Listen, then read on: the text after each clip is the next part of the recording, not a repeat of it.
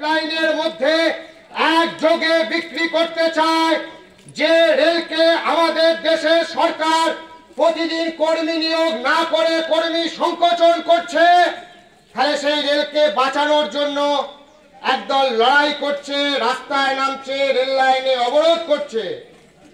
আর একজন দিদির হয়ে আর একজন দাদার হয়ে রাস্তার দুপাশে দাঁড়িয়ে আসছে কি করে অবরোধকে তুলতে হবে, তাই তো? ওদের কাজ ওরা করবে, আমাদের কাজ আমাদের করতে হবে। তাহলে ওদের কাজ অবরোধ তোলা, আর আমাদের কাজ ডিওয়াইএফআইয়ের কসম, এসএফআইয়ের কসম, আমাদেরকে এই অবরোধকে চালিয়ে যেতে হবে। লড়াই শেষ তো, লড়াই শেষ কথা বলে দিল্লির যমুনা পাড়ের দাদা শেষ কথা বলবে না, আর হাওড়ার নবান্ন দিদি গঙ্গা পাড়ে ও শেষ কথা বলবে না।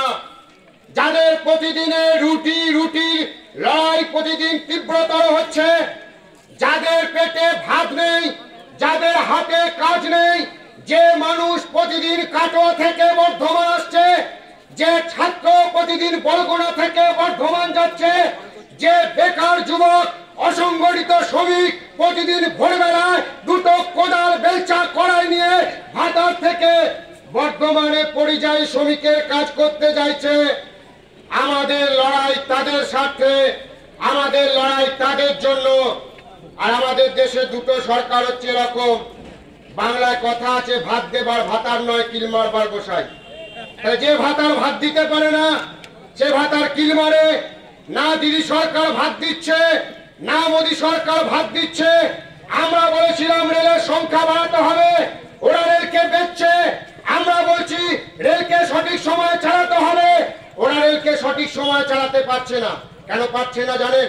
আমাদের প্রতিদিন রেল থেকে কর্মীদেরকে ছাঁটাই করা হচ্ছে, প্রতিদিন রেলগুলোকে বেসরকারি মালিকদের হাতে বিক্রি করে দেওয়া হচ্ছে। এই যে রেল লাইন আজকে ভারত সরকারের আছে, দুদিন পর থাকবে না। বড় বড় করে বিজ্ঞাপন দেওয়া হয়েছিল, কার ছেলের বিয়েতে কজন নাচবে, কমন তেল পুড়বে, কার ছেলের বিয়েতে কে কে কোন ড্রেস পরে গেছে, এসব আমাদের দেশের মিডিয়ারা দেখায়। আমি মিডিয়াদেরকে অনুরোধ করব, জনগণকে দেখান যারা মানুষের লড়াই করছে, যারা মানুষের জন্য সংগ্রাম করছে, যারা খেটে খাওয়া মানুষের জন্য প্রতিদিন রাস্তায় নেমে লড়াই করছে, বেকার যুবদের কাজের জন্য লড়াই করছে।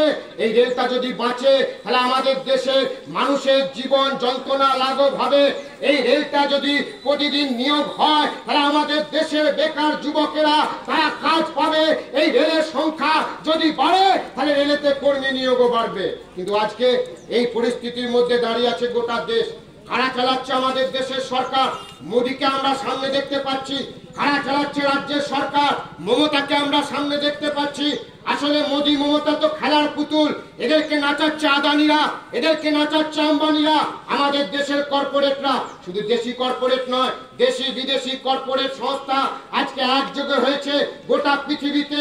আজকে একটা নতুন অর্থনীতিকে নিয়ে এসেছে, এটার নাম বলছে নিওলিবারাল ইকোনমিক পলিসি, নয়া উদারবাদী অর্থনীতি।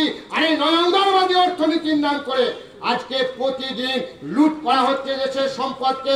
যেমন করে লুট করছে আপনার আমার এই জনপরিবহন ব্যবস্থা, রেলকে যেমন করে লুট করছে, আমাদের কয়লা খাদানকে যেমন করে লুট করতে চাইছে, বিএসএনএল কোম্পানিকে প্রতিদিন রাষ্ট্রায়ত্ত ক্ষেত্রগুলোকে ওরা বিক্রি করতে চায় জলের দরে। কাদের কাছে বিক্রি করছে?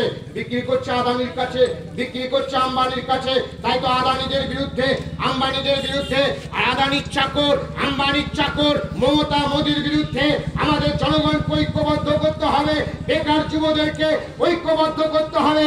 আর আমরা শুধুমাত্র আজকে রেল অবরোধ করছি প্রথমেই এমনটা নয়। কেউ কেউ বলার চেষ্টা করেছিলেন আপনারা তো একটা ডেপুটেশন দিতে পারতেন, তারপর বলার চেষ্টা করেছিলেন আপনারা তো ট্রেন লাইনের বাইরে কিছুক্ষণ দাঁড়িয়ে অবস্থান করতে পারতেন। তারপর বললেন যে আপনারা একবার হোক, দুবার হোক, 5বার হোক, 10বার হোক